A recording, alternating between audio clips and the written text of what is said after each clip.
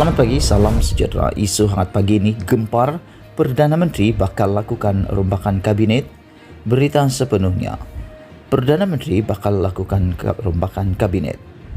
Perdana Menteri Ismail Sabri Yaakob bakal mengumumkan rombakan kabinet pertamanya sejak memegang jawatan utama itu pada Ogos lalu, yang mungkin menjadi ujian sejauh mana beliau berjaya dalam memimpin gabungan kerajaan itu ketika perbalahan antara Bersatu dan kumpulan UMNO diketuai Najib Razak terus memuncak.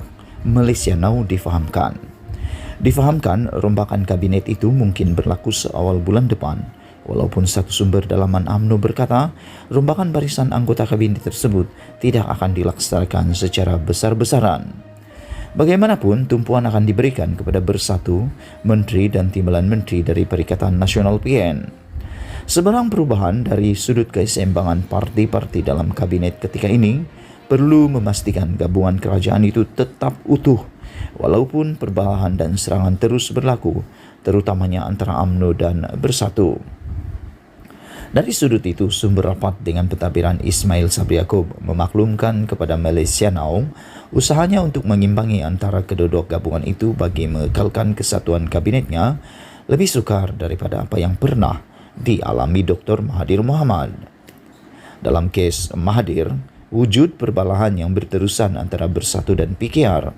Namun semua itu didiamkan walaupun kesatuan yang ditunjukkan itu terbukti tidak kekal lama.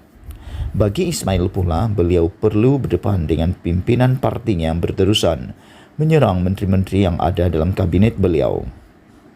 Kemenangan UMNO di Melaka baru-baru ini menyebabkan tekanan semakin hebat terhadap Ismail untuk mengenepikan sekaligus meletakkan menteri-menteri dari PN ke jawatan yang lebih rendah, kata sumber itu.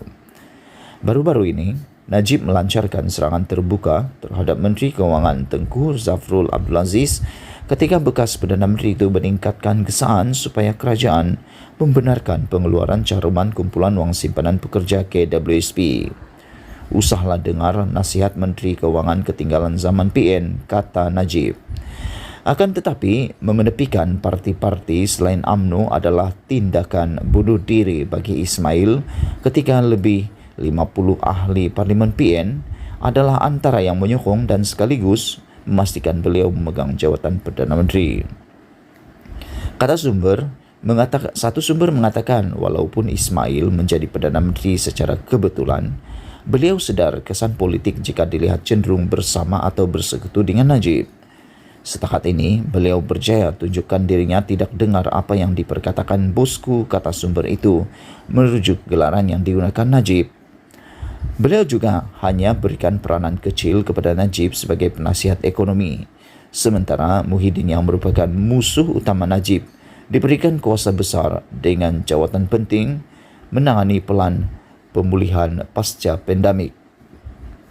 Dengan nasib politik Najib, begitu juga Zahid dilihat malap ekoran perbicaraan kes rasuah mereka, Ismail tahu bagaimana untuk tangani suara-suara dari luar, tambahnya. Sama ada rombakan akan menjejaskan kedudukan PN dalam jawatan utama kabinet, hanya satu bahagian daripada isu itu. Ismail juga perlu menguruskan kumpulan anti-Najib yang wujud dalam UMNO, kata sumber itu lagi. Mereka termasuk Hisamuddin Hussein, Khairi Jamaluddin, Syahidan Kasim, Anwar Musa, belum lagi pemimpin-pemimpin parti komponen BN yang sudah menunjukkan mereka tidak mahu dipimpin Najib dan Zahid. Kebanyakan anggota kabinet UMNO, MCA dan MIC menolak cadangan Najib dan Zahid untuk keluar daripada kerajaan yang dipimpin Muhyiddin ketika puncak kempen dua pemimpin UMNO bagi menumbangkan kerajaan PN Julai lalu. Dengan sabitan mahkamah bahawa Najib bersalah dalam kes rasuahnya, sementara Zahid juga dilihat bakal menerima nasib yang sama, Ismail memiliki peluang untuk meneruskan tugasnya sebagai Perdana Menteri sehingga pilihan raya umum yang mesti diadakan dalam tempoh 17 bulan dari sekarang. Sehingga saat itu, sama ada beliau akan menjadi Perdana Menteri paling singkat dalam sejarah masih belum dipastikan. Sekian isu hangat pagi ini. Jangan lupa tinggalkan komen anda. Sila tekan butang subscribe. Setiap daripada komen anda amatlah dihargai. Malaysia kita punya, kita jaga sama-sama. Cintai Malaysiaku. Kita jumpa lagi. Bye-bye.